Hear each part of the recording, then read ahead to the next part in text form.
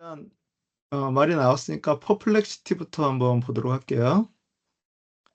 퍼플렉시티는 앤서 엔진이라고 얘기를 해요. 지금까지 현재 인공지능 이것이 인제 되게 사람들한테 인제 알려져서 그렇게 사용을 하고 있잖아요. 그중에서도 인제 가장 사람들이 많이 알고 있는 것이 챗GPT. 저는 인제 클로드를 주로 많이 쓰고요. 그리고 그거 외에도 뭐 그 좀 능력이 있는 사람들은 그 페이스북에서 나오는 라마라고 하는 거를 컴퓨터에다 깔아 가지고 쓰기도 하고 그렇게 어, 하는데, 그 퍼플렉시티라고 하는 것은 나온 지가 한 지금 1 년 정도 됐으려나요? 저 정확하게는 잘 모르겠는데 일단 프리 버전이 있고 그 유료 버전이 있어요. 이번에 인제 KT인가 SK에서 제공하는 것은 1년 동안 이 유료 플랜을 무료로 주겠다라고 하는 그걸로 지금 한국에서도 퍼플렉시티가 지금 인기가 되게 상승하고 있을 거예요. 프리 버전을 써도 한동안은 저희가 검색하는 것들이 그렇게 엄청나게 많지는 않으니까 어느 정도는 쓰실 수 있고요. 이게 첫 화면입니다. 보시면 구글은 저희가 검색을 하면 우리가 검색한 그 문구가 들어가 있는 여러 리스트들이 나오고 저희가 그거를 하나씩 하나씩 들어가서 보면서 자료를 찾아다가 그것을 정리를 하죠. 그런데 챗GPT가 나오면서 사람들이 검색을 했더니 답을 주니까 그것이 사람들한테 인제 임팩트가 많이 갔었는데, 중요한 거는 뭐냐면 챗GPT에다가 그 오늘의 뭐 애플 주식 현황 아니면 오늘 날씨 이런 거 물어보면 챗GPT가 답을 못 한다라고 하는 거예요. 뭐 "애플의 주가가 앞으로 어떻게 될까?" 뭐 이런 거 물어보면 챗GPT는 답을 못 해요. 왜냐하면 챗GPT는 지금까지 학습해 놓은 자료들만 가지고서 그거를 바탕으로 저희한테 앤서를 주거든요. 그런데 지금 현재 나온 버전이 최근에 나온 거는 이번 2024년 9월 달이 지금 나온 것 같은데, 아직 이것이 그 무료 버전 사용자들한테는 적용이 안 된 것 같고요. 챗GPT한테 들어가서 "너는 언제까지 학습된 자료로 나에게 대답을 하냐?" 이렇게 물어보면은 챗GPT가 2023년 11월 달이라고 얘기를 해요. 작년 11월 달까지 올라왔던 자료들은 얘가 다 학습을 하고 있지만 그 이후로 나온 자료에 대해서는 얘가 학습을 안 하고 있기 때문에 저희가 질문하는 것을 실시간으로 바로 대답을 해줄 수가 없다라고 하는 거죠. 자, 그런데 이 퍼플렉시티는 근본을 실시간 검색이라고 하는 것을 바탕으로 만들어졌어요. 인제 질문을 한번 해 보도록 할게요. 워드프레스를 가지고서 얘기를 한다면, 자, 워드프레스에서 유용한 무료 플러그인을 소개해 줘. 질문도 이렇게 자연어로 이렇게 질문을 해요. 구글 같은 경우는 이렇게 자연어로 안 하잖아요, 거의. 딱딱 떨어뜨려서 예를 들어서 워드프레스 무료 플러그인 뭐 이런 식으로 검색을 하는데, 얘도 물론 그렇게 검색할 수 있지만 이렇게 자연어로 검색을 해도 얘가 그것을 앤서라고 해 가지고 대답을 해 줘요. SEO 최적화 플러그인, 캐시 성능 최적화 플러그인, 그리고 이미지 최적화 플러그인, 보안 플러그인, 기타 유용한 플러그인 이렇게 있고요. 이 중에서도 인제 예를 들어서 유튜브 관련 플러그인을 검색해 줘 그러면 제가 워드프레스라고 하는 단어를 안 썼어요. 그런데도 불구하고 얘가 워드프레스에서 사용하는 유튜브 관련 플러그인을 소개를 해 줘요. 챗GPT랑 비슷하죠. 맥락을 이해를 하면서 그것을 가지고서 대답을 인제 해 나갈 수 있는 거예요. 그러니까 더 구체적으로 들어갈 수가 있겠죠. 여기 임베드 프레스 뭐 이런 거 있는데, 여기서 그러면 임베드 프레스에 대해서 자세하게 설명해 줘. 이런 식으로 해 나갈 수가 있습니다. 그런데 이것은 지금 제가 그것을 보고서 필요한 질문들을 해 나가는 거잖아요. 근데 여기에서 좋은 점은 뭐냐면 얘가 릴레이티드라고 해 가지고 다음에 무슨 질문을 할 건지를 먼저 예상을 해 가지고 저한테 제안을 해 줘요. "너 요런 거 궁금하지 않니? 요런 거 궁금하지 않아?" 그렇게 해서 인베드 프레스의 무료 버전과 프리미엄 버전의 차이점, 궁금할 것 같아요. 클릭해 보면 이런 것들이 이렇게 자세하게 나온다라고 하는 거죠. 퍼플렉시티의 장점은 첫 번째, 자연어로 실시간 검색이 가능하다. 두 번째는 이 릴레이티드라고 하는 이것을 통해서 더 자세하게 깊이 있는 그런 질문들을 해 나갈 수 있다라고 하는 거. 그리고 얘를 복사를 해서 예를 들어서 메모장 같은 데다 붙이잖아요. 그러면 거기에 있는 내용을 붙여 넣기 하고 그 밑에 출처를 이렇게 적어줘요. 내가 그것을 확인하고 싶으면 이 출처를 들어가서 볼 수 있다라고 하는 거죠. 그 메모장에다가 붙여야만 출처가 보이는 게 아니라 여기에서 점점점 이거를 누르시면 뷰 소스라고 하는 게 있어가지고요. 이것을 누르시면 이렇게 소스가 나와요. 그래서 무엇을 근거로 얘가 이런 답을 해 주었는지 그것을 알 수가 있다라고 하는 거죠. 그래서 저희가 어떤 리서치를 할 때 구글보다 지금 퍼플렉시티가 훨씬 더 파워풀한 것이, 이 퍼플렉시티는 일단 근거가 분명하게 나와 있고 챗GPT나 이런 것들이 근거가 좀 불명확할 때가 많이 있거든요. 그런데 얘는 바로 이것을 근간으로 해서 이 답을 해주고 있기 때문에 그것을 바로바로 이렇게 확인하면서 체크를 해볼 수 있다라고 하는 거, 그것이 이제 장점입니다. 그래서 저 같은 경우도 이제 어떤 자료들을 조사를 할 때 이런 식으로 이제 물어봐요. 무료 플러그인 뭐가 있는지, 그리고 그 중에서 이제 마음에 드는 거를 골라서 더 디테일하게 들어가고 유료와 무료의 차이점도 물어보고 이게 다른 것과 비교해서 어떤 것이 더 장점이냐 뭐 이런 것들에 대한 것들도 이렇게 물어볼 수 있다라고 하는 거. 그래서 워드프레스를 쓰다가 이런 기능이 좀 있었으면 좋겠다라고 하는 그런 경우들이 있을 때, 예를 들어서 처음에 지난 시간에 저희가 워드프레스에서 그 플러그인 하나를 설치를 했어요. 맨 처음에 워드프레스를 설치를 하면 글이나 페이지를 듀플리케이트 할 수가 없어요. 그래서 그거를 서드 파티 그런 플러그인을 통해서 하는데, 예를 들어서 여기에다가 워드프레스에서 글과 페이지를 복사해서 사용할 수 있는 플러그인을 소개해줘. 그럼 이렇게 쭉 나오는 거죠. 이스트 듀플리케이트 포스트는 장점이 이거다. 우리가 사용한 거는 이제 듀플리케이트 페이지 그거를 사용을 했었는데, 플러그인을 선택할 때 주의할 점, 보안성, 업데이트 및 지원, 사용자 평가 리뷰, 성능 영향, 보안 뭐 이런 거 우리 지난 시간에 잠깐 봤었어요. 그런 것들도 결국에는 다 여기에서 이렇게 정리돼서 나오니까 그런 것들을 이제 쉽게 볼 수 있다라고 하는 거죠. 그러니까 여러분 그 구글 검색도 하시겠지만 퍼플렉시티를 많이 활용을 하세요. 그럼 여러분의 어떤 검색 생활에 되게 많은 도움이 됩니다. 먼저 그 워드프레스 사용자 권한에 대해서 한번 좀 살펴보도록 하겠습니다. 워드프레스에는 우리가 관리자로서 사람들한테 권한을 부여할 수 있어요. 예를 들어서 워드프레스 홈페이지를 나 혼자 쓴다. 그러면 그냥 나 혼자 관리자로 하면은 다 끝나겠죠. 그런데 이제 예를 들어서 어떤 역할들을 나눠서 여러 사람들이 이 작업을 같이 한다라고 했을 때, 뭐 컨텐츠를 올린다든가 이런 걸 했을 때 그런 것들에 대한 권한을 부여를 할 수가 있어요. 제일 첫 번째, 구독자. 이 사람들은 할 수 있는 게 하나도 없어요. 자기 프로필 관리. 그거 외에는 할 수 있는 게 없습니다. 만약에 게시판 같은 것들을 만들어 놓고 아무나 글 쓸 수 있게 한다면 방명록처럼 그런 거에다가는 글을 쓸 수 있겠지만 어떤 정식적인 그런 데에서는 글을 쓸 수가 없습니다. 자, 그리고 기여자, 컨트리뷰터라고 하는 것이 있는데, 컨트리뷰터는 내가 글을 쓸 수는 있어요. 그런데 그게 바로 등록이 되지 않고 관리자가 한번 리뷰해보고 괜찮겠다라고 하는 거를 승인을 해주면 글이 올라가는, 진짜 컨트리뷰터, 자기는 아무것도 어떤 이 혜택을 누릴 수 없는 그런 사람이라고 볼 수가 있겠죠. 자, 그 다음에는 이제 오서, 그 작성자가 있어요. 블로그의 어떤 한 카테고리를 맡아가지고 이렇게 글을 계속해서 올릴 수 있다거나 그 어떤 게시판을 만들었을 때 그 게시판 관리자로서 그 게시판을 관리할 수 있는 그런 권한을 줄 수 있는데, 이런 사람들은 자기가 쓴 글만 삭제하거나 그렇게 할 수 있고 다른 사람이 쓴 글에 대해서는 터치를 할 수가 없어요. 그리고 거기에서 이제 권한이 조금 더 올라가면 편집자. 이 사람들은 뭐 게시글, 댓글 카테고리 이런 것들을 다 다른 사람들이 쓴 것들도 수정하고 삭제하고 뭐 이렇게 할 수 있는 그런 권한을 가지고 있어요. 그런데 이 사람들이 접근할 수 없는 것은 메뉴라든가 우리 그 어드민 있죠? 어드민에 들어가서 하는 그런 여러 작업들, 이런 것들에 대해서는 할 수가 없습니다. 그리고 이제 그 최고 관리자, 이 사람들은 워드프레스 안에 들어가서 모든 것들을 다 자기 마음대로 관리할 수 있는 거죠.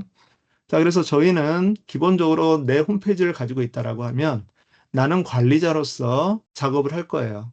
그리고 다른 사람들에게 어떤 권한을 줘야 된다라고 하면 신중하게 어떻게 할 건지 그 생각을 해가지고 그 사람들에게 이 권한을 부여를 해야 됩니다. 저는 개인적으로 특히나 교회 홈페이지나 이런 데 같은데 방명록이 있는 것을 별로 좋아하지 않아요. 과거에는 이제 방명록이라고 하는 것이 교회 홈페이지밖에 없었기 때문에 그것을 통해서 이제 소통이 됐었지만 지금은 사실상 그것 말고 다른 것들이 소통할 수 있는 창구가 많이 있기 때문에 그것을 그렇게 권하진 않습니다. 그럼에도 불구하고 어떤 서로 소통해야 될 그런 것들이 필요한 경우에는 사람들한테 글쓰기 권한을 줘야 돼요. 그런데 글쓰기 권한을 줬을 때 이 부분들에 대해서 아무렇게나 막 열어놓고 해버리면 안 되고 특히나 만약에 글쓰기 권한을 주더라도 중요한 거는 이 사람이 정말 그런 글 쓸 수 있는 권한을 가질 수 있는 허용된 사람이다라고 하는 그런 컨펌이 돼야 될 것 같아요. 그래서 예를 들어서 그 등록을 하면, 회원가입을 하면 그 사람을 인증을 해서 뭐 실명으로 글을 쓰게 한다든가 그러지 않고 오픈을 해놓으면 기본적으로 어떤 일이 벌어지냐면 구글에 그 로봇이 있어요. 프로그램인데 그 프로그램이 전 세계 웹사이트들을 계속 훑고 다녀요. 그러면서 거기서 정보들을 취합을 해가지고 구글에 검색에 그 리스트를 이렇게 만드는데 그거를 구글만 하는 게 아니라는 거죠. 스팸을 뿌리는 사람들, 스팸 광고를 하는 사람들이 그런 것들을 되게 많이 해요. 그래서 만약에 글쓰기를 오픈을 이렇게 해놓잖아요. 그럼 하룻밤 자고 일어나면 글이 뭐 수천 개가 이렇게 떠 있어요. 그러는 경우들이 많기 때문에 그러면 이제 그 좋은 글들이 묻혀버리니까 그렇게 되는 것보다는 어쨌든 스팸이 들어오지 않도록 하는 그런 방법들을 많이 모색을 해야 된다. 그래서 이런 권한을 부여하는 것은 되게 신중하게 이렇게 작업을 해야 된다라고 하는 겁니다. 자, 그리고 이제 두 번째, 이제 글을 올리는 방법이 크게 우리는 두 가지라고 얘기를 했어요. 포스트, 글과 그다음에 페이지, 이 두 가지라고 얘기를 했는데 그거 외에 워드프레스 웹사이트에 글을 올릴 수 있는 방법이 두 가지가 더 있어요. 방식이 뭐냐면 보드, 게시판, 그다음에 포럼.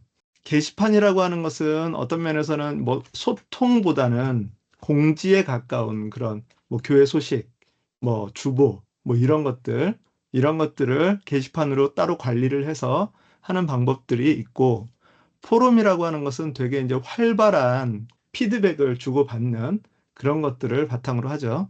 그래서 그런 좀 차이가 있는데 이것도 저는 개인적으로 한 사람이 관리를 한다면 굳이 이렇게 여러 개 게시판이나 이런 것들을 만들어서 사용하는 것보다는 그냥 글, 포스트를 이용해서 카테고리로 관리하는 게 조금 더 낫습니다. 그게 고유의 어떤 워드프레스의 그 기능이고요. 특히나 이제 한국형이라고 하는 단어가 있어요. 한국형 홈페이지, 한국형 게시판, 뭐 이런 단어가 나오는 거는 뭐냐면 저희의 모든 것들은 한국 교회나 이런 데에서 만드는 모든 것들은 다 게시판 형태를 유지를 해요.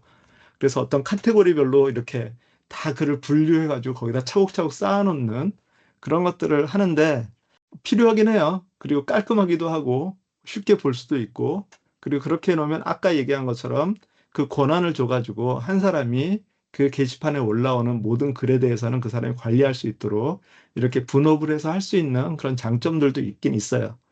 그런데 이제 만약에 한 사람이 관리를 한다. 그러면 포스트를 이용하는 것이 조금 더 효과적일 수 있어요. 예, 그러지 않으면 이게 너무 분산되고 가장 중요한 거는 뭐냐면 저희가 웹사이트를 이제 이동을 해야 될 때가 있어요. 이동을 해야 될 때 신경 쓸 것이 적어야 돼요. 자, 업드래프트라고 하는 그런 플러그인이 있어요. 백업 기능, 원격 저장소 지원, 뭐 이런 거 저런 거 있어요. 자, 그래서 요거를 한번 보여드릴 거예요. 자, 요것이 업드래프트라고 하는 이제 플러그인을 설치하는 방법 간단하게 다시 한번 리뷰를 해본다면 이 플러그인이라고 하는 이 메뉴가 있습니다. 거기에 들어가서 보시면 이렇게 파란색으로 배경이 되어 있는 것들은 설치가 돼 있고 액티베이트가 돼 있는 거고 이렇게 하얀색으로 되어 있는 것은 액티베이트가 안 돼 있는 거예요. 만약에 새로운 플러그인을 설치를 하겠다. 여기 있는 거 말고 지금 여기는 이제 업드래프트라고 제가 이미 그 설치를 해놨는데 새 플러그인을 추가 위에 보면 그리고 여기서 이제 플러그인에서 업드래프트라고 하면 이렇게 이제 나와요.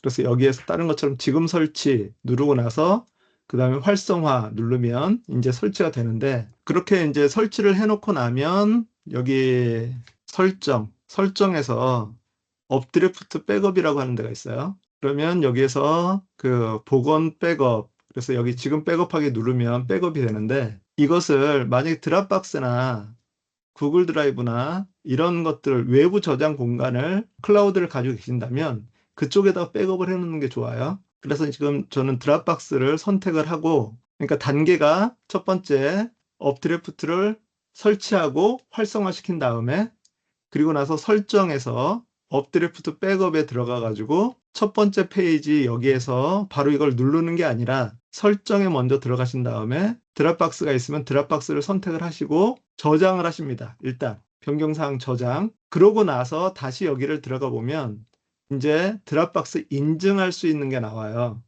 그래서 그걸 인증을 하시면 드랍박스에다가 드랍박스에 업드래프트라고 하는 그런 폴더가 생기면서 거기다 이제 백업을 할 수 있게 되는데 그러고 나서 여기서 복원 백업 여기서 지금 백업하기를 누르시면 그럼 여기에 백업 날짜라고 해가지고 이게 나와요.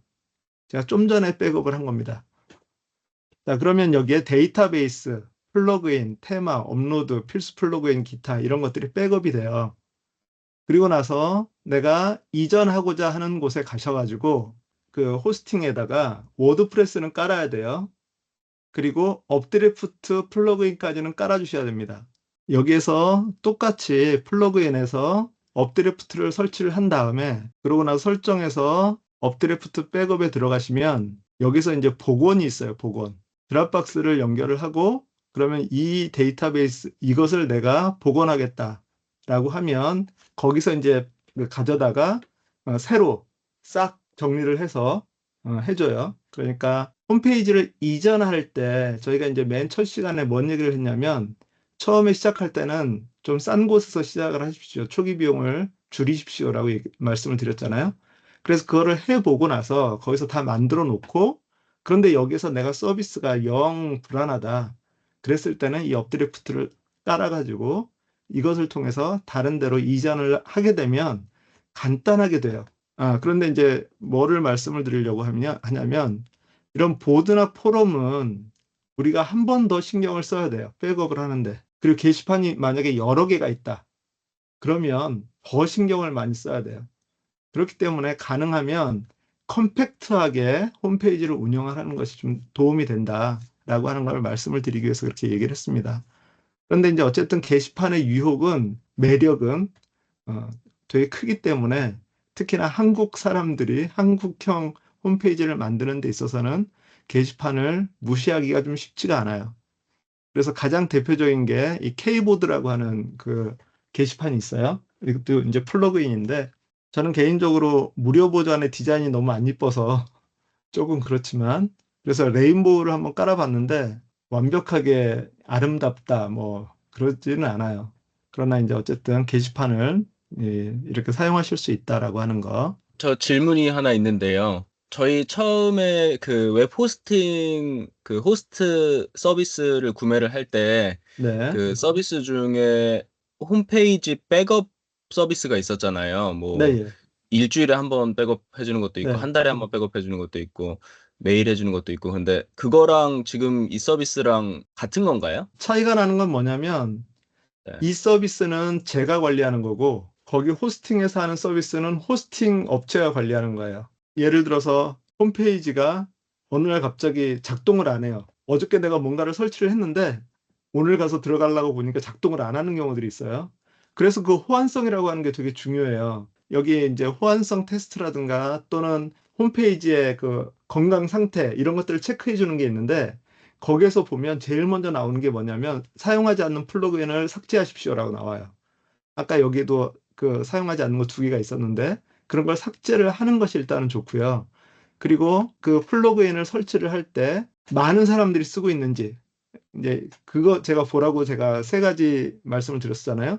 많은 사람이 쓰고 있는지, 지금 이 버전과 호환이 되는지, 그 다음에 세 번째, 최근 업데이트가 언제였는지, 요 세 가지는 꼭 보셔야 돼요. 뭐 리뷰도 봐야 되고 그렇겠지만 그 세 가지는 꼭 보면서 가장 안전한 그런 플러그인을 설치하는 것이 되게 중요하고 그런데도 불구하고 플러그인을 이것저것 막 설치를 하다 보면 충돌이 일어날 수 있거든요. 그렇게 되면 홈페이지가 뻗어버릴 수가 있어요. 자, 그렇게 되었을 때 호스팅 업체한테 전화를 해야죠. 아니면은 메시지를 보내든가. 저희 웹사이트가 뻗었습니다. 살려주십시오. 그러면 백업을 가져서 복원을 해줘요. 그거는 그 사람들한테 요청을 할 때 사용하는 거예요. 아, 그리고 지금 요거는 내가 예를 들어서 뭐 문제는 없는데 어저께 상태는 좋았는데 오늘 상태가 좀 별로 안 좋다. 그렇게 됐을 때는 어저께 걸로 백업 해놓은 거를 내가 그냥 누를 수가 있죠. 그런데 이제 중요한 거는 뭐냐면 이것은 플러그인을 통해서 지금 백업하고 복원을 하는 거잖아요. 그러다 보니까 홈페이지가 워킹을 안 하면 이걸 아, 가지고 할 수 있는 방법이 없어요. 그럴 때는 어쩔 수 없이 회사에다가 연락해서 일단 마지막 백업한 것을 가지고서 복원을 해 주십시오 해놓고 만약에 그 이후에 내가 백업한 것이 있으면 그리고 그것이 안전한 거라고 확인이 된다면 그거를 다시 뭐 스스로 할 수도 있겠죠. 요거를 한번 만들어 보려고 그래요, 요거. 자, 이것의 용도에 대해서 한번 설명을 드리도록 하겠습니다. 이건 이제 QR코드 V카드 만들기라고 하는 거예요. V카드라고 하는 게 있어요. V카드라고 하는 것은 그 VCF 파일, 명함 파일, 그래서 연락처, 우리 셀폰이나 이런 데 연락처 있잖아요. 그것을 하나의 독자적인 카드로 만드는 것을 VCF 카드라고 그렇게 얘기를 해요.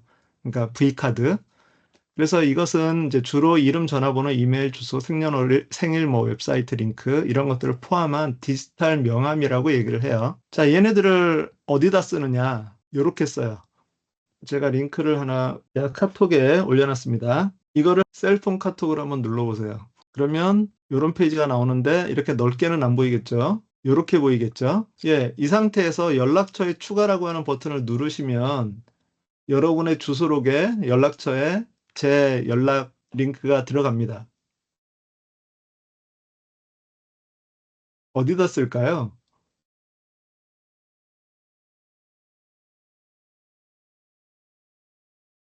제가 여기에다가 어디다 쓰는지를 해놨어요. 여러분 QR코드 만들어 오셨습니까? 거기 QR코드 만들기라고 하는 그 링크를 한번 들어가 보실래요? 거기 QR코드 몽키라고 하는 사이트가 있습니다. QR코드 몽키라고 하는 사이트고요. 제가 개인적으로는 되게 애용하는 사이트입니다. QR코드를 통해서 우리가 가장 쉽게 할 수 있는 게 뭐냐면 오프라인 문서로 돼 있는 것을 온라인과 연결시키는 작업을 할 수 있어요. QR코드는 결국 이 링크를 의미를 하기 때문에 내가 이것을 스마트폰으로 스캔을 하게 되면 그것이 스마트폰에서 화면으로 열린다라고 하는 거죠. 그러니까 종이에 있는 그 어떤 내용을 우리가 보통 사진 찍어가지고 셀폰에다 집어넣기는 하지만 그것이 액티브하지 않잖아요. 그런데 QR코드를 사용을 하면 그 링크를 찍어서 셀폰에서 그 링크를 보면서 거기서 또 다른 작업들을 해 나갈 수가 있다라고 하는 거예요. 여기 QR코드 몽키에 가서 보시면 이제 여기 위에 보면 URL이라고 있고요. 그다음에 텍스트, 이메일, 폰 이렇게 쭉쭉쭉쭉 있어요. 여러 가지가. 그래서 이런 QR코드들을 만들 수 있다라고 하는 거예요. 자, 텍스트라고 하는 거에다가 만약에 나는 하나님을 사랑합니다. 이런 식으로 문장을 집어넣고 크리에이트 QR코드 누르면 이렇게 나와요. 이걸 여러분이 스마트폰으로 그러니까 스캔을 해보시면 아마 이 말이 나오겠죠. 나는 하나님을 사랑합니다라고 하는 말이. 마찬가지로 이제 이메일, 폰, 여기에 이제 V카드라고 하는 거 있어요. V카드. 여기서 직접 만들어도 되겠군요. 한번 제가 집어넣어 보도록 하죠. 주소까지 넣으면 너무 많을 것 같고 지금 이 정도만 집어넣고요. QR코드 만들기를 누르면 이렇게 나와요. 이거를 여러분이 스캔을 하시면 똑같이 연락처에 바로 들어갑니다. 그런데 문제가 뭘 것 같아요? 아, 혹시 이거를 스캔하고 누를 때마다 연락처가 새로 생기나요? 예, 누를 때마다 연락처는 새로 생겨요. 이것의 지금 가장 큰 문제점은 뭐냐면 QR코드가 너무 크다라고 하는 거예요. 그 문서에다가 이걸 박는다라고 하면 사람들 이제 환공포증 있는 사람들은 이게 막 어지러울 수도 있어요.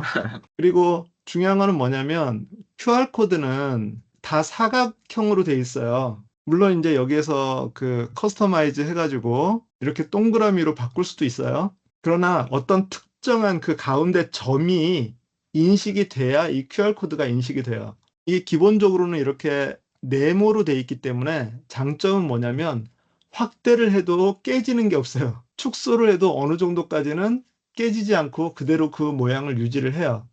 그런데 중요한 거는 뭐냐면 제가 보니까 한 10mm 정도가 좀 한계인 것 같아요. 그거보다 더 작으면 사방 10mm, 그거보다 더 작으면 좀 잘 안 나오고, 그리고 이런 내용이 이만큼 많은 것을 가지고서 10mm로 줄여놓으면 이거는 작동이 안 돼요. 그러니까 이 정도 크기가 되려면 한 20mm 정도는 돼야. 그러니까 그 점의 그 양이 많을수록 그 부피가 커지기 때문에 QR코드는 여기에 내용이 많이 들어가면 들어갈수록 관리하기가 되게 쉽지가 않아요. 오류가 날 확률들도 또 더 있고요. 음. 그래서 가장 좋은 방법은 QR코드의 길이를 줄이는 거예요.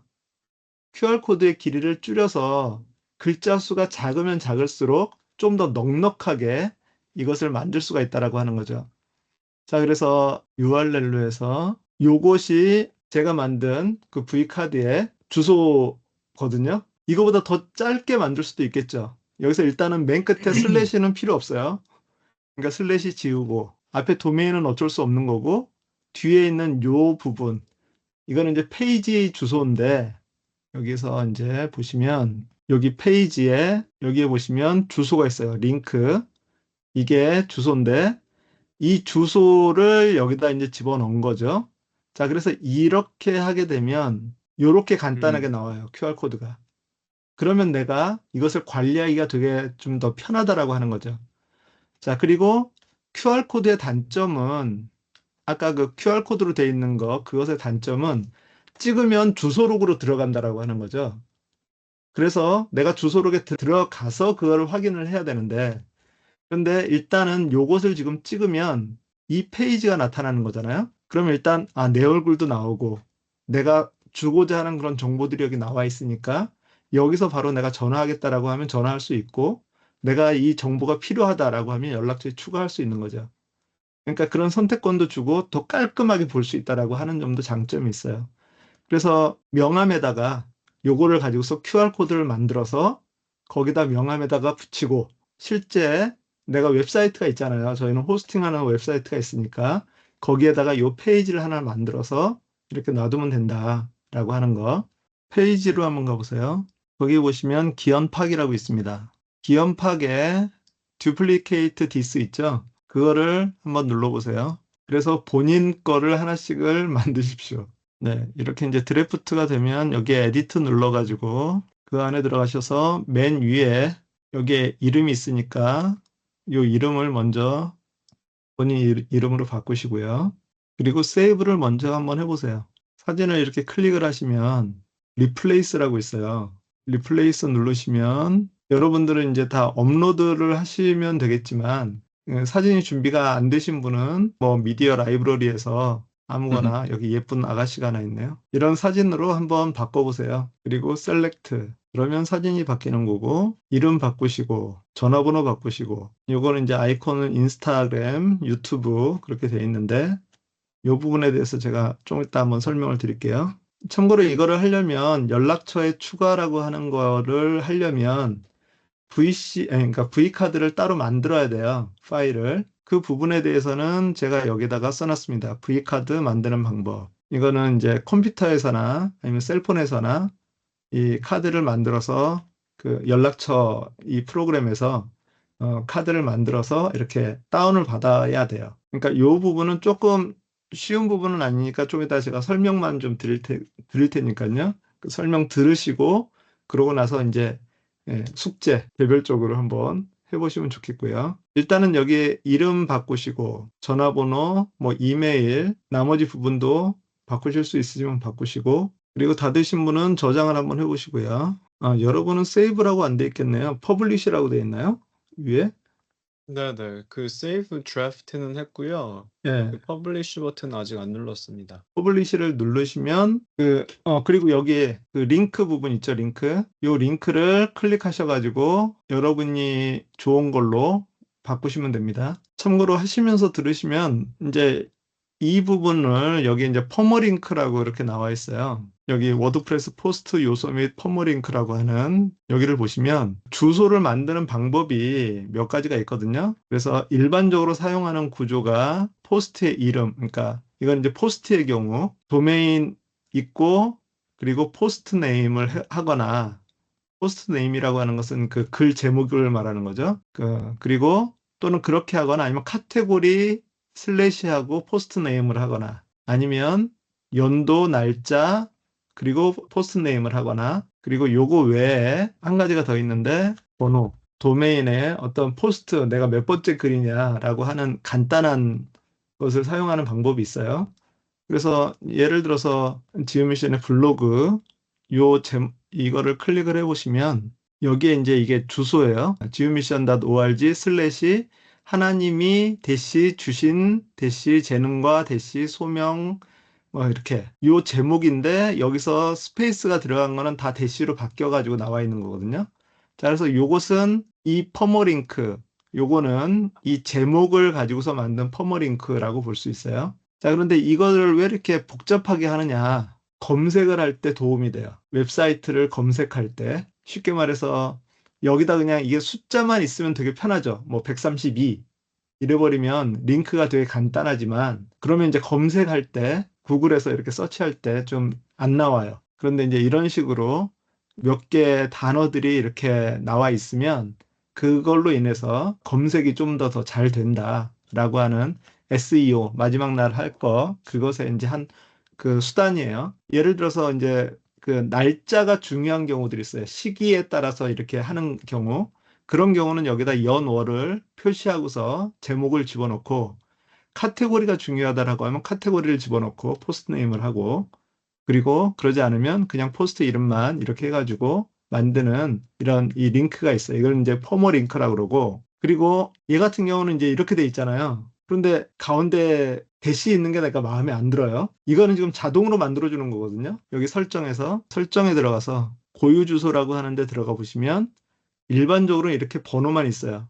P는 몇 번. 이게 일반적인 건데 여기에 요일과 이름이 들어가거나 달과 이름이 들어가거나 날짜 그리고 제목, 달, 제목 또는 뭐 저장소라고 하는 카테고리에 몇 번째 그 다음에 이런 글 이름만 있는 거 그 다음에 사용자 정의에서 내가 내 마음대로 여기에 밑에 있는 이런 옵션들을 가지고서 만들 수가 있어요. 이런 것들을 이제 퍼머링크, 고유 주소라고 이렇게 얘기를 하고요. 그런데 얘 같은 경우는 그러면 기본적으로 펀it.icu 하고 그 기원팍이라고 나와야 될 텐데 나는 기원팍이라고 안 하고 조금이라도 더 줄이겠다라고 해서 내가 정해서 여기에서 G팍으로 이렇게 한 거예요. 이거를 G팍으로 안 하고 그냥 P 이렇게만 해도 돼요. 내 맘대로. 자, 그러면 이렇게 해서 저장을 해놓으면 여기서 이제 G팍으로 돼 있으니까 리프레시를 해보면 안 나오겠죠. 대신 P 이렇게만 하면 나오겠죠. 이렇게 하면 이 링크를 조금 더 짧게 만들 수 있겠죠. 그래서 만약에 나 혼자만 쓴다. 그러면 이런 식으로 해서 짧게, 더 짧게 해서 QR코드를 만들 때 더 쬐끄만하게 만들 수 있어요. 그런데 이제 여러 사람이 있다. 내가 만들어야 될 사람이 여러 사람이다. 그러면 A, B, C, D 이렇게 해가지고 하기도 좀 그렇잖아요. 그러니까 이제 가장 짧게 할 수 있는 방법을 모색을 해보는 거죠. 그래서 이렇게 짧게 만드는 거, 내가 마음대로 이걸 지정하는 거, 이거를 가리켜서 뭐라 그러냐면 슬러그라고 얘기를 해요. 슬러그. 그래서 여기에 보면 퍼머링크 이전에 슬러그라고 하는 게 있어요. 그래서 이것은 원래 그 제목이랑 그 링크는 자동으로 만들어주는데 그거를 자동으로 안 하고 내가 내 마음대로 내 편한 대로 이렇게 지정을 하겠다라고 하는 것이 슬러그예요. 자, 여기서 이제 한 가지만 말씀을 드리자면 저희 지난 시간에 블럭이라고 하는 거에 대해서 말씀드렸잖아요. 이런 것들이 쉽게 말하면 블럭이에요. 이걸 만드는 과정을 한번 보여드릴게요. add new page, 빈, 백지와 같은 그런 상태입니다. 여기다가 이제 샘플 페이지를 하나를 만들 거예요. 맨 처음에 여기 보시면 여기에 type to choose a block이라고 나와 있어요. 이거를 클릭을 해보시면 여기에 플러스가 나오고요. 그래서 지난 시간에 블럭을 만드는 방법이 두 가지가 있다라고 얘기를 했어요.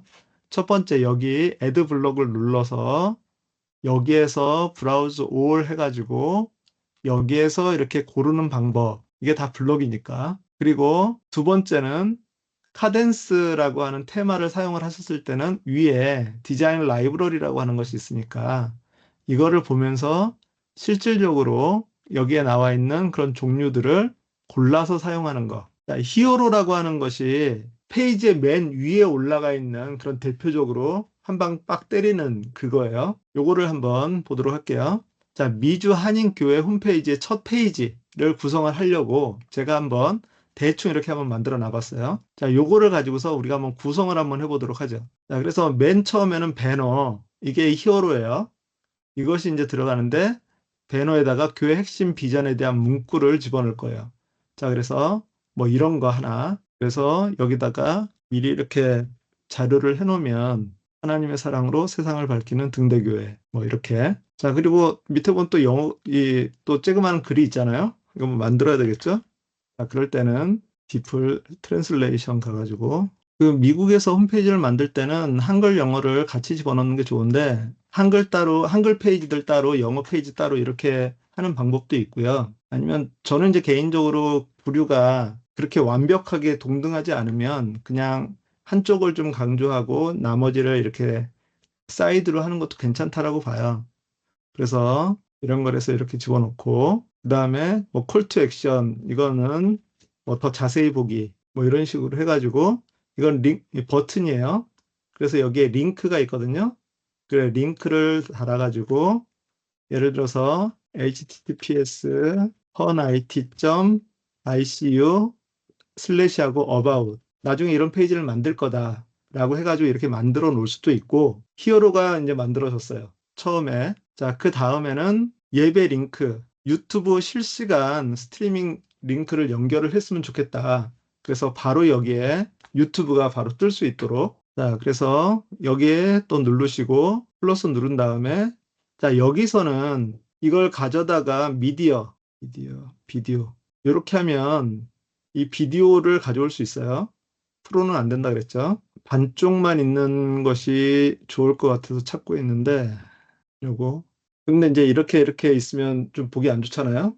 그래서 저는 이거를 이렇게 안 하고 딜리트 한 다음에 이거는 직접 한번 만들어 보려고 그래요. 여기서 플러스를 눌러서 항상 이거 만드는 요령인데요. 만들 때 로우를 먼저 만드세요. 로우라고 하는 게 있어요. 로우는 그 줄을 만드는 거예요, 줄. 그리고 나서 내가 그 열을 몇 열로 할 거냐, 어떤 식의 열을 사용을 할 거냐. 뭐 이번에는 요걸로 한번 해보죠. 반반. 그래서 반쪽에다가 브라우즈 올 해서 아래로 내리시면 유튜브가 있을 거예요. 유튜브. 여기 유튜브가 있죠? 자, 유튜브를 누르시면 이제 URL을 집어넣으라 그래요. 그 참고로 교회 같은 경우는 마지막 목사님의 설교를 집어넣는 게 좋죠. 홈페이지를 만드는데 마지막 설교를 매번 여기다 업데이트를 하는 거는 되게 또 귀찮은 일이에요. 그래서 제가 여러분한테 조언을 해드리는 것은 뭐냐면 플레이리스트를 활용을 하세요. 여기에 보면 이제 재생 목록이 있죠. 재생 목록에다가 이렇게 목록들을 만들어요. 그리고 나서 이제 예를 들어서 여기 편한 IT 3기 지금 저희가 하고 있는 거 이거를 눌러보시면 그냥 이렇게 바로 동영상 마지막 동영상이 나오거든요. 그런데 이렇게 하지 마시고 여기서 마우스를 아래다 가져다 대면 모든 재생 목록 보기가 있어요. 요거를 누르시면 이렇게 나와요. 그리고 여기서 정렬을 게시된 날짜 최신순 그러면 마지막 것이 여기 메뉴로 올라오거든요. 아래서부터 이제 오래된 거예요. 자, 이 상태에서 여기에서 공유를 누르셔가지고 그 링크를 가져가시면 마지막에 있는 것이 항상 여기에 떠요. 그럼 마지막 것이 항상 떠요. 그러면 이거 하나만 만들어 놓고 나면 얘를 손댈 필요가 없어요. 목사님 설교 같은 거 항상 마지막 거를 올리려고 이렇게 매번 업데이트하는 게 되게 귀찮은 일인데 플레이리스트를 활용을 하면 그게 가능합니다. 자, 그리고 나서 이쪽에다가는 그 새로운 교회가 있어요. 새로운 교회 주일 설교로 이거는 이제 계속해서 주일 설교를 이제 매주 업데이트하는 거. 이제 설교 원고가 있으면 이렇게 설교를 따로 관리하는 게 좋아요. 근데 원고가 없다. 예를 들어서 새벽 기도나 이런데 원고가 따로 없다. 그러면 굳이 이거를 내 홈페이지에다 올려놓을 필요가 없어요. 그냥 이거 누르면 유튜브 가가지고 그 플레이리스트에 그냥 나오게 하는 게 차라리 편해요. 그러니까 이렇게 있을 때에는 이 주소를 가져다가 여기에다가는 브라우즈 올 해가지고 그 그림을 하나 만들어 놓으면 좋겠죠. 그림을, 자, 이미지를 하나 만들었다고 치고 요런 거를 하나 넣었다고 치고요. 그리고 여기다 이제 뭐 주일 예배 다시 보기 뭐 이런 식으로 만들어 놓고 링크를 이렇게 달아 놓으면, 그러면 여기를 누르면 주일 설교 전체 리스트가 나오는 걸로 볼 수 있고, 그 다음에 여기는 항상 최근 것이 나오고, 그렇게 해서 이제 교회 홈페이지에 예배를 사람들이 참석할 수 있도록 그렇게 해주면 좋겠죠. 제가 오늘 3년 된 세들벽 교회에서 사역하셨던 한국 목사님의 동영상을 봤더니 유튜브에서 예배를 드리지 말게 하라 그렇게 얘기를 하시더라고요. 내 홈페이지에서 예배 드릴 수 있도록 하라고. 그래야 사람들이 유튜브에 가서 이렇게 예배 영상을 보는 것보다는 교회 홈페이지에 들어와서 이렇게 예배 영상을 보는 게 훨씬 더 영향력이 있다라고 하는 그런 얘기를 하시더라고요. 그래서 저도 이제 별 생각이 없었는데 그거를 들으면서 그것도 맞는 말인 것 같다라는 생각이 들었어요. 저희가 교회라고 하는 데를 찾아가는데 유튜브 같이 이렇게 시장바닥에 있는 데가 아니라 내 교회라고 한다라고 하면 여기에서 영상이 이렇게 플레이가 되고, 그렇게 해서 이렇게 하고요. 그 다음에 교회 연락처 찾아오는 링크 이렇게 있어요. 그래서 교회 주소, 전화번호, 이메일, 뭐 오시는 길 이런 것들이 있을 때 여기에서 또 플러스 눌러가지고 이번에는 이걸로 한번 해보죠. 여기서 보면 이렇게 리스트 4개, 3개 이렇게 나와 있는 게 있어요. 이런 식이라고 한다면 여기 왼쪽에는 아이콘이 있고 그리고 내용이 있잖아요. 아이콘은 여기서 요 별표를 누르시면 아이콘을 바꿀 수가 있어요. 그래서 내가 원하는 아이콘, 예를 들어서 여기서 이메일이 먼저 나오니까 그냥 이메일을 한번 해보도록 하죠. 자, 그래서 여기다가 왜 이메일 뭐 이런 식으로 하고 이런 식으로, 그러니까 이런 식으로 하나씩 만들어 나가는 거예요. 참고로 여기 교회 주소 지도 같은 경우는 뭐 예배당 해가지고 여기다가 주소를 집어넣을 수 있겠죠. 제가 다니는 교회가 여기에 있습니다. 자, 그런데 이런 거를 이렇게 했을 때 그냥 이렇게만 달랑 주소를 넣어놓으면 안 되겠죠? 이렇게 구글 맵에서 주소를 입력을 하면 여기에서 쉐어라고 하는 게 나와요. 그래서 쉐어를 클릭을 하시면 카피 링크가 있거든요. 링크를 카피하시고 그 다음에 얘를 이렇게 선택을 하셔서 여기에 링크, 그래서 링크를 넣어주시면, 그러면 사람들이 홈페이지에서 여기를 눌렀을 때 구글 맵이 뜨면서 바로 찾아올 수 있는 그런 방법이 있겠죠. 자, 그 다음에 전화번호 000, 000, 0000 뭐 이런 식으로. 자, 이것도 그냥 이대로 놓기보다는 선택을 하셔가지고 링크를 하신 다음에 TEL 땡땡 000, 000, 0000 TEL 땡땡이라고 하는 것이 전화를 의미하는 거예요. 전화 링크. 그래서 이걸 이렇게 눌러주시면 이게 링크가 걸려요. 그러면 웹사이트에 들어와서 바로 그거를 누르면 바로 전화가 갈 수 있다라고 하는 거죠. 이런 것처럼 이메일도 단지 정보만 집어넣는 것이 아니라, 지도도 단지 정보만 집어넣는 것이 아니라 그거를 눌렀을 때 바로 거기로 이동할 수 있는 그런 링크로 만들어 놓는 것이 대단히 중요합니다. 참고로 이 로우로 돼 있는 경우, 로우로 제가 이제 하라고 말씀을 드리는 이유 중에 하나는 뭐냐면 단을 지정할 수 있고 백그라운드 컬러를 지정할 수 있어요. 백그라운드 컬러를 이렇게 해놓으면 바깥으로 하얀색이 튀어나가는 것보다는 낫고, 그리고 이 안에 것도 따로 지정할 수 있는 방법들도 있어요. 자, 그래서 이거를 좀 통일감 있게 하는데 이 로우가 도움이 되고요.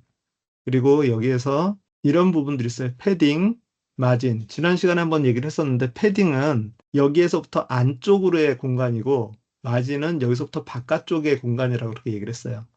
그래서 패딩을 줄여주거나 늘려줄 수 있어요. 이런 것도 가능하고 찾아야 되는데 요 폭도 지정할 수 있어요. 어딘가에서 한번 찾아보세요. 그래서 이제 이런 식으로 하나씩 하나씩 쌓아 나가는 거예요. 좀 몇 가지만 이제 정리를 하도록 한번 해보도록 하겠습니다. 홈페이지에는 컨텐츠가 되게 중요해요.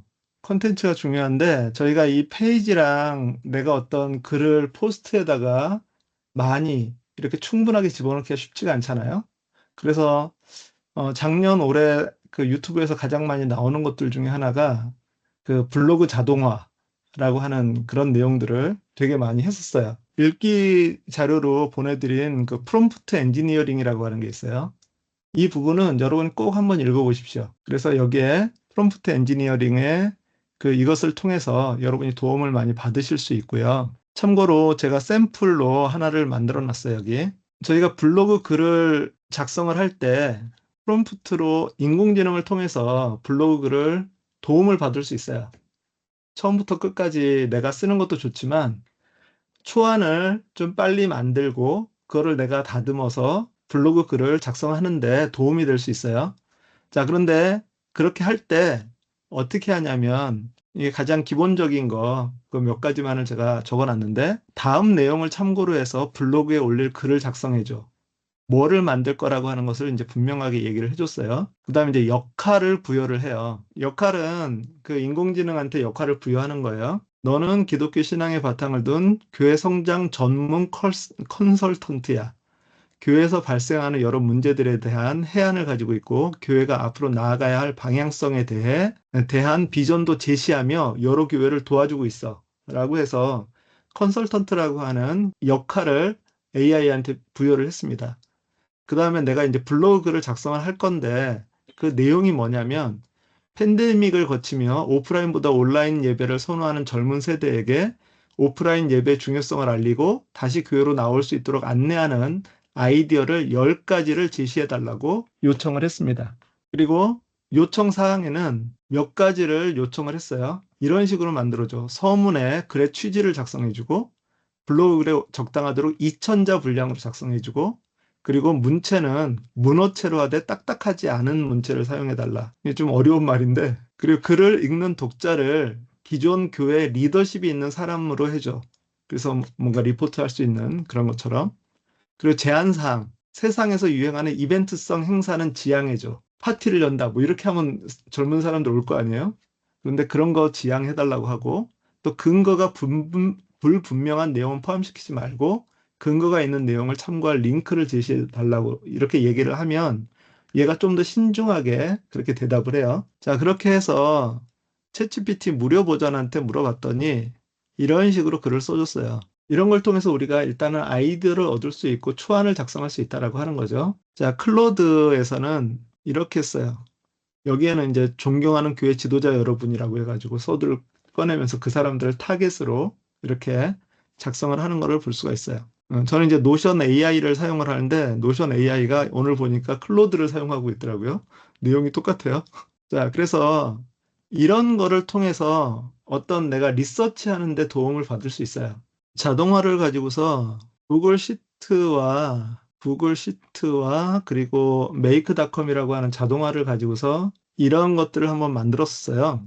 여기에 이렇게 글들이 있는데 제가 쓴 거는 요거 하나뿐이에요. 세계 선교를 위한 일반 성도들이 자신의 은사로 할 수 있는 봉사에 대한 아이디어. 요거를 작성해 달라. 그런데 그것을 첫 번째 AI한테 요청을 한 거는 뭐냐면 이거를 가지고서 그 개요를 작성해 달라. 첫 번째. 두 번째 그 개요에 살을 붙여서 이런 글들을 작성을 해달라. 세 번째, 작성한 글들에 뭐 개요를 작성해달라. 영어로. 또 이것을 번역한 영문을 작성해달라. 라고 해서 테스트로 이런 거를 해봤어요. 셀폰에서 요거 하나만 여기다 입력을 하면 얘가 자동으로 이렇게 해가지고 블로그에 제 지우미션 거기에 글 올리는 것까지 자동으로 하는 그런 프로세싱도 해봤거든요. 그런 것들이 충분히 가능해요. 그런데 이제 중요한 거는 뭐냐면 우리가 공장처럼 찍어내는 게 중요한 게 아니라 거기에 뭔가 중요한 컨텐츠를 담아야 된다라고 하는 거잖아요. 그렇기 때문에 이것이 도움은 되지만 사실은 가치는 그렇게 충분하지 않다라고 하는 것이 이제 제 개인적인 결론이었고 그래서 어쨌든 중요한 거는 이런 방식으로 도움을 받을 수 있어요. 그리고 좋은 콘텐츠들을 계속 만들어 나갈 수가 있어요. 그래서 이제 오늘 좀 말씀을 드리고 싶었던 것은 대부분 다 얘기는 한 것 같아요. 여기서 한번 좀 다른 나머지 내용들은 읽어보시고 그리고 V카드도 만드시는데 한 가지 요것만 말씀을 드리고 오늘 마치도록 하겠습니다. 자, V카드를 만들 때 여기서 이제 연락처 추가를 누르면 그 파일을 얘가 다운을 받아야 돼요. 그런데 이제 저희가 홈페이지의 장점은 뭐냐면 파일을 올려놓을 수 있다라고 하는 거거든요. 자, 그런데 거기에서도 또 한 가지는 플러그인이에요. 워드프레스는 기본적으로 파일 관리를 미디어라고 하는 여기에서만 관리를 해요. 근데 여기 미디어에 들어갈 수 있는 것은 그림, 동영상, 문서 요 정도거든요. 그런데 이제 V카드 파일은 여기에 올라가지를 못해요. 그래서 이제 사용한 방법 중에 하나가 플러그인에서 파일 매니저라고 하는 것이 있어요. 그 파일 매니저라고 하는 걸 통해서 파일로 여기에 올려놨어요. 플러그인, 다음 시간에 이제 플러그인에 대해서 공부를 하면서 좀 더 자세하게 살펴볼 테니까 그때까지 네. 꾸준히 좀 작업을 계속 해보셨으면 좋겠어요. 어렵지만 하나씩 조금씩 저희가 이제 중요한 것은 익숙해지는 거니까요. 익숙해지도록 조금씩 만져보시면서 트라이를 해보시고 궁금한 것들은 저한테 메시지 보내주시면 제가 좀 안내를 해드리도록 하겠습니다. 자, 오늘도 수고하셨습니다. 평안한 밤 되십시오.